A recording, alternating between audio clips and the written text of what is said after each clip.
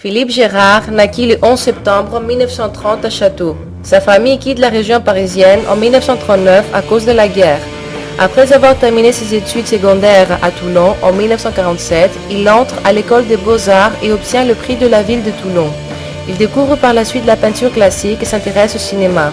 En 1953, à l'âge de 23 ans, il fait son premier voyage en Allemagne. Il découvre au sud de Düsseldorf le château de Benrath et décide d'en prendre le nom. Il change par la même occasion le prénom, inspiré par deux figures de la culture allemande, le philosophe Friedrich Nietzsche et le peintre Caspar Friedrich. Il préface sa première exposition à la Galerie de Baume en 1954 sous le nom de Frédéric Benrath.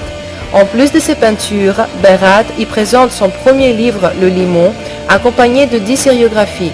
Il rencontre en 1958 Denise et René Breteau, qui lui proposent de former un groupe avec Duc Duvelier et Le Rhin. C'est à cette occasion qu'apparaît le terme nuagisme, employé d'abord pour un critique afin de tourner cette peinture en dérision. Ce terme sera repris pour caractériser ce groupe de peintres auquel quelques autres s'ajouteront par la suite. En 1963, il obtient une bourse de la Fondation Ford de New York pour un séjour d'1 an à Berlin. Parmi les autres pensionnaires de la Fondation Ford, il fait la connaissance du compositeur grec Yannis Xenakis, avec lequel il restera en contact. Dans les années 1960, il participe à de nombreuses expositions internationales à Montréal, Pittsburgh, New York, Sydney, Melbourne, Londres, Berlin, Belgrade, Prague, Varsovie, Lausanne, etc. En 1994, il est nommé chevalier des arts et des lettres et enfin, en 2007, il est renversé par un scooter en février. Il décède le 17 avril après un coma de plus de 2 mois. Dans le courant des peintres dits nuagistes, l'artiste élimine peu à peu de son travail tout signe, toute trace de geste, toute matière pour en venir à de quasi-monochromes où la couleur qui s'élève et se dissout dans un espace sans limite. Devant ces grandes toiles, le spectateur éprouve une sensation proche du vertige. 1970-1980, l'éclat du gris. Cette période marque une rupture dans l'œuvre de l'artiste qui renonce à toute écriture, à tout chromatisme traditionnel pour laisser la couleur fluide prendre possession de l'espace entier de la toile. Ces couleurs ne sont jamais pures. C'est de leur confrontation, de leur rupture qu'est né le combat de la clarté et de l'ombre. Ces univers en constante métamorphose se mélangent et font accéder le spectateur à un monde inconnu, à un au-delà de la vision. 1980-1990, les jardins du vide.